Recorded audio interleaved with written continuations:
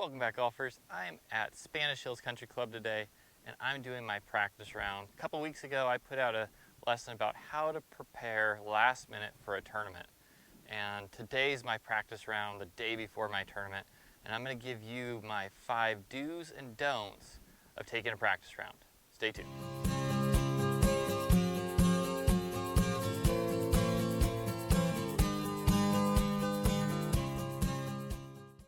So I'm at Spanish Hills Country Club. It's in Camarillo, California. Beautiful golf course set up on a nice hillside, some beautiful views. And today we're going to talk about what you should do and what you shouldn't do on a practice round. So my first do that I say definitely do when you come out here, create a game plan. If you haven't watched my video on how to prep for an important golf round or tournament, go watch that video. It has some great information. You can create a game plan before you even go to the golf course. But creating a game plan is super important. When you come out here, if you have a game plan already created, you're just trying to work that game plan. If you haven't created one yet, this is when the time you're trying to figure out what clubs you're going to hit off tees, what shots you're going to hit into greens, elevation changes, everything that goes along with the practice round. You're creating a game plan where you want to hit it and how you want to play the golf course, and then how you're going to want to execute during that round. What you don't want to do during a practice round is keep score. Keeping score is just going to put a number in your head. We don't want to have a barrier or something you're trying to shoot for during a practice round, because it's not necessary. It's not your actual round. Create your game plan. Go test out your methods of how you want to take the golf course on, and don't try to be pushing what score can I shoot out here. Now you're going to figure that out during the tournament. The game plan and how you want to play your course management on the golf course is what is going to determine what kind of score you can actually shoot. So my second do for taking a practice round is pay attention to the weather you're playing in, the direction the wind's blowing, and compare it to the forecast of what your golf tournament's going to be.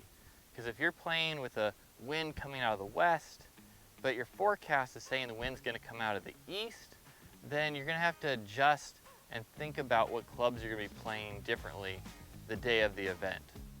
My second don't, and that is don't be afraid of hitting golf shots from alternate positions of where you hit your tee shot.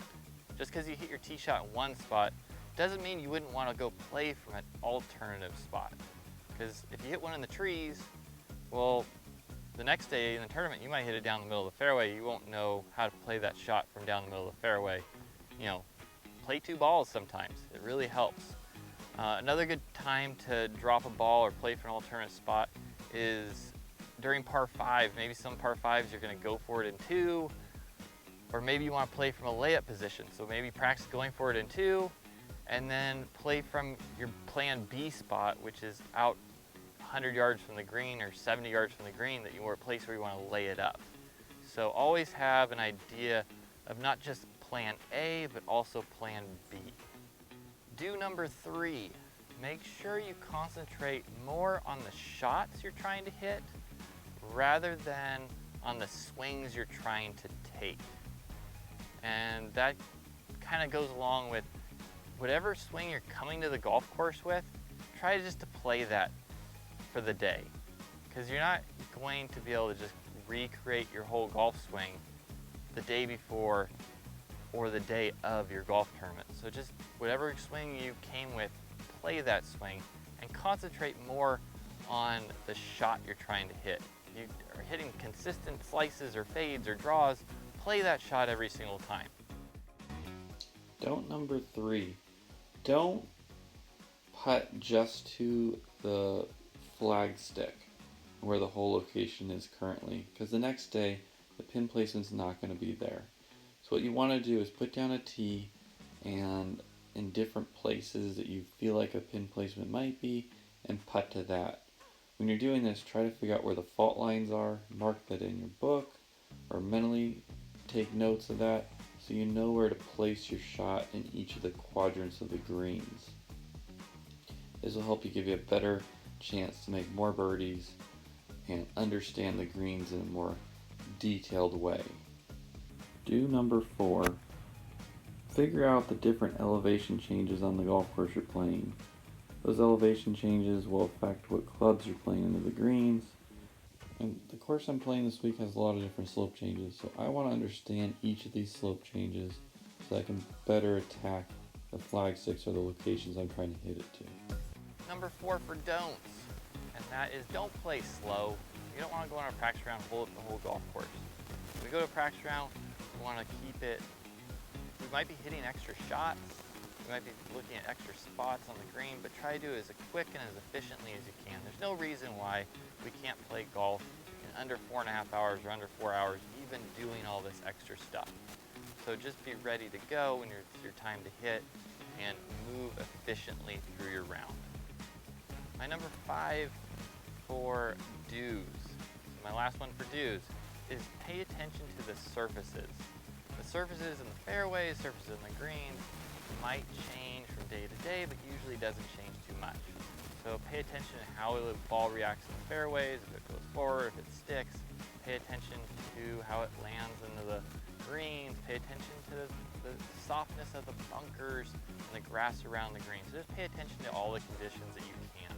Be aware of them. They're not going to change too much day after day, unless there's a big weather condition like rain or something like that that's going to change it dramatically. And my final don't for when you come to a practice round, especially the day before, don't put too much stock in how you played, how you scored, if you're keeping track of score, even though we said don't do that. Don't put too much stock in that, because what you're doing out here is prepping and trying to figure out how you're going to play the golf course, and how you play during the practice round doesn't matter because it's not going to affect your score during the tournament. So when you go to the tournament, play with confidence, play your game plan, and you'll do great. Let's go out, have fun with our buddies, play a great round of golf, and give it our best shot. If you like what you saw here today, hit that like and subscribe button. I put out videos once a week to help golfers get better at this game. Remember, your feet aren't working, your swing's not working. I'll catch you guys next time.